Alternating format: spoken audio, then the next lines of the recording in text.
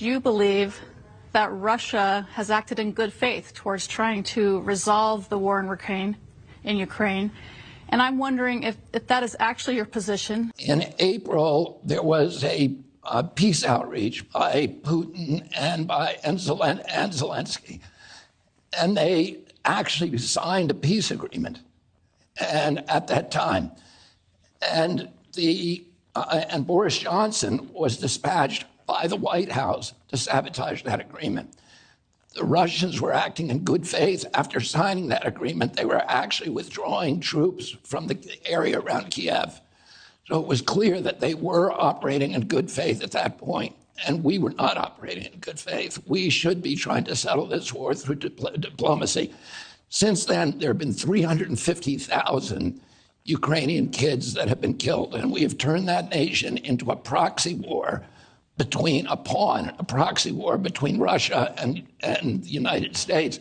When my uncle was president, and his military apparatus wanted him to go to war with Vietnam, with Laos, with Cuba, with the Soviet Union during the Berlin crisis in 1982, he said, you have to put yourself into the shoes of your adversary if we're going to have peace. We put Aegis missile systems in Romania and Poland right near Russia's border.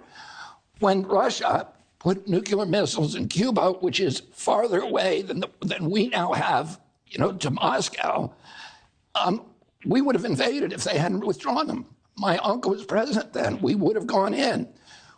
And my uncle knew why the Russians had done that. He did it because they did it. Khrushchev did it because we had put nuclear missile systems, Jupiter systems, in Italy and in Turkey. And my uncle, my father, met with Ambassador Dobrynin secretly and made a secret deal.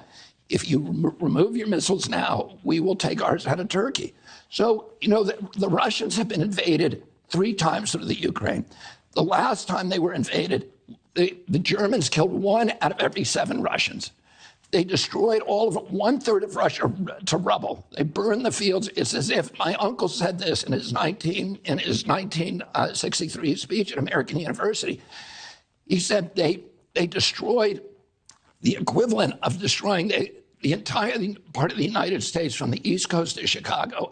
Imagine if all the wheat fields, all the forests were burned, all the cities reduced to rubble. That's what was done.